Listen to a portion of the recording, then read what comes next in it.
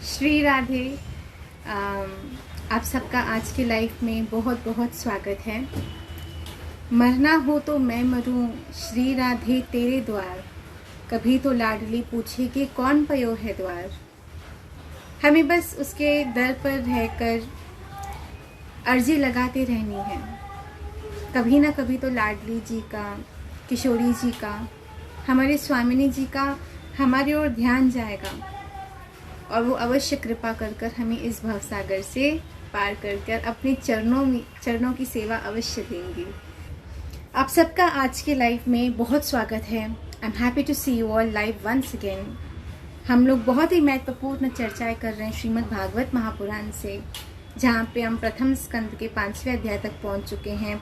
वेदव्यास मुनि को नारद मुनि बहुत सारी बातें समझा रहे हैं। आज कुछ और महत्वपूर्ण बातें समझाते हुए नारद मुनि अपने पिछले जन्म की एक लीला अनुकूल उनको कुछ बातें बता रहे हैं। आइए आज हम उस पर चर्चा करते हैं। तो पहली बात तो देवर्षि नारद वेदव्यास मुनि को बता रहे हैं कि जिन्होंने एक बार भी भगवान के श्री चरण कमलारविंद का, भगवान के चरणों का रस का आस्वादन कर लिया है, उन्हें पुनः इस संसार के किसी रस में रुचि नहीं होगी, किसी भी वस्तु में रुचि नहीं होगी। मतलब एक बार जिसने एक हायर टेस्ट, मतलब भगवान श्री कृष्ण के प्रेम का रस चख लिया, उसे फिर इस संसार की चीजें अच्छी नहीं लगेंगी।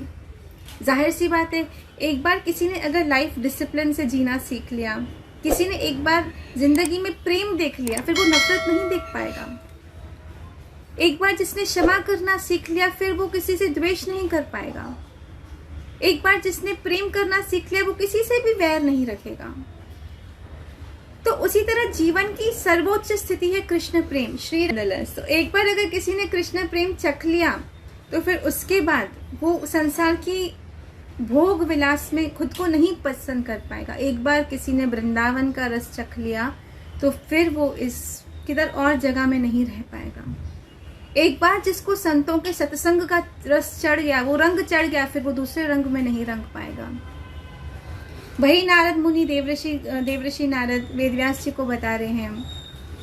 Sorry for the disturbance. या तो एक बार किसी ने भगवान के चरणों का रस का आस्वादन कर लिया, तो फिर वो कोई और रस नहीं चख पाएगा।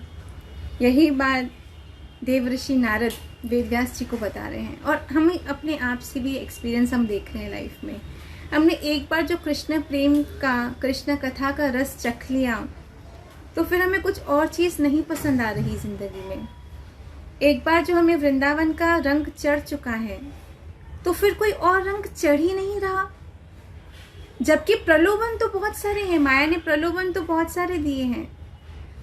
कभी अमेरिका का ऑफर है, कभी कनाडा का ऑफर है, कभी कैलिफोर्निया में सेटल होने का ऑफर है, कभी कहाँ सेटल होने का ऑफर है, कभी दुबई में जाने का ऑफर है, कभी कहाँ कौन से देश का ऑफर है। लेकिन एक बार वृंदावन का रंग चढ़ चुका है, तो फिर और कोई चीज समझ में नहीं आ रही है, क्योंकि वो हाईएस्ट टेस्ट है। और एक बार कोई इतना उच्च कोटि की रस को चख ले, तो फिर वो इसे सांसारिक रसों को उसको अच्छा नहीं लगेगा, उसे घुटन होने लगेगी उन सब चीजों में। यही बात हम अपनी लाइफ में क्या ये बात नहीं देखते जो देवर्षि नारद कह रहे हैं? हमने एक बार कृष्ण भक्ति चख ली, तो फिर हमें और कुछ समझ में नहीं आ रहा, right? Haven't you experience this in your life as well? Because I am experiencing this in a वे।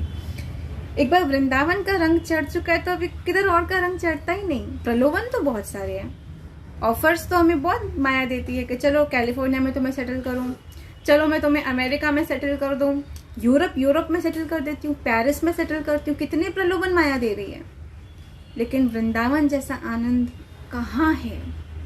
ठाकुर जी की भक्ति के जैसा आनंद और किस वस्तु में है? हो सकता है दूसरी चीजों में धन ज्यादा है, हो सकता है दूसरी चीजों में ऐश्वर्य अधिक है, लेकिन जो आनंद कृष्ण भक्ति में है, श्री राधे, जो आनंद कृष्ण भक्ति में है, वो आनंद किसी और में नहीं है।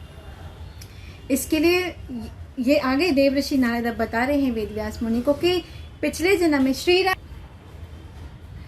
तो माया प्रलोभन बहुत ज्यादा देगी, उनको बहुत प्रलोभन मिलेंगे, लेकिन हमें कृष्ण भक्ति के सिवा और किधर नहीं हिलना। अंत समय तक ये भक्ति हमें करनी है, अंत समय तक।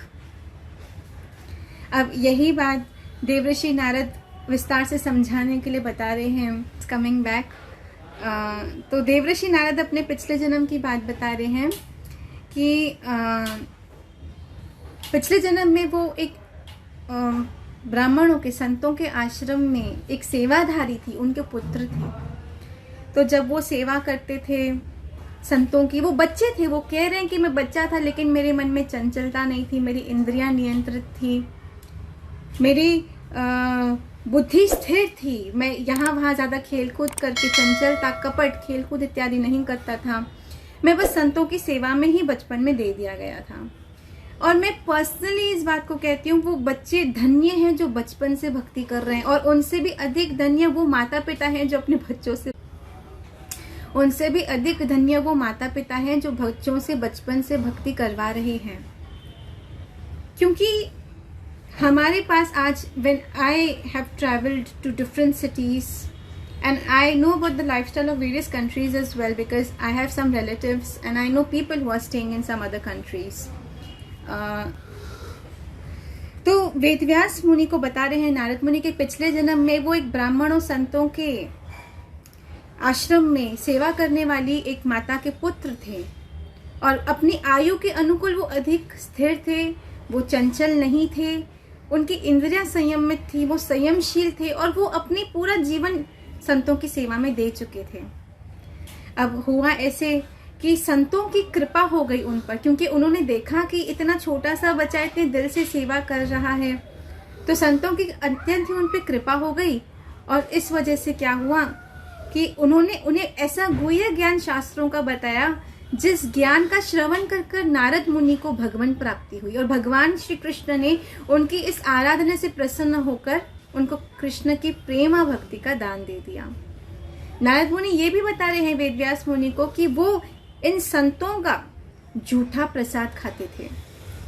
पता है, हमारे धर्म में देयर आर कैटेगरीज ऑफ प्रसाद, महाप्रसाद और महाप्रसाद। प्रसाद है ना, किसी देवी देवता को, किसी देवी देवता को भोग लगा के खाया जाए तो उसे प्रसाद कहा जाता है। वही जब ठाकुर ठाकुरानी को भोग लगाया जाए तो वो महाप्रसाद बन जाता है।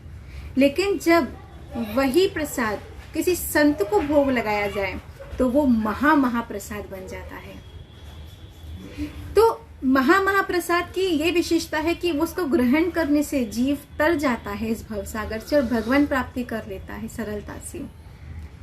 और संतों का जूठा खाना स्वयं में एक बहुत बड़ी कृपा है। मैं बहुत समय पहले एक संत से मिली थी, तो उन संत की प्रसादी थी हमारे घर पर। तो वो प्रसादी खा के जब जा रहे थे तो उन्होंने मुझे कहा कि ये मैंने जूठा नहीं किया, आप खा सकती हो। तो मुझे मन में ऐसे लग रहा था, मुझे तो जूठा प्रसाद चाहिए, इस प्रसाद की तो महिमा है, मुझे तो चाहिए संतों का जूठा प्रसाद, क्योंकि वो महाप्रसाद है और उसकी महिमा का कोई बखान, कोई वर्णन नहीं किया जा सकता। तो महाप्रसाद की तो अत्यंत ही बहुत अधिक महत्वता है। और जब वेदव्यास मुनि को बता रहे हैं नारद मुनि कि उन्हें संतों के द्वारा ज्ञान प्राप्त हुआ, और इस तरह से जब उन्होंने संतों का प्रसाद खा के अपना बचपन बीता, उन्हें कृष्ण प्रेम भक्ति की प्राप्ति हुई, इससे उनको उनका जन्म सफल हुआ और भगवान ने उन पर अत्यंत ही अनुग्रह अनुकंपा की। ये देवर्षि नारद बता रहे हैं। और आखिरी में वो ये भी बता रहे हैं कि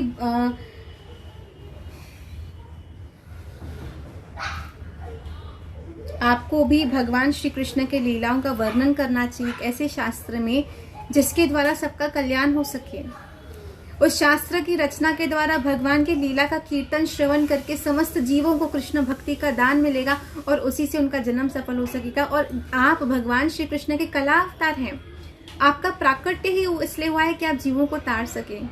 इसके लिए आपको अवश्य भगवान श्री कृष्ण की लीलाओं का वर्णन करना चाहिए। वीडियो को शेयर करना ना भूलें, हमारे फेसबुक पेज हु एम आई को फॉलो करना ना भूलें।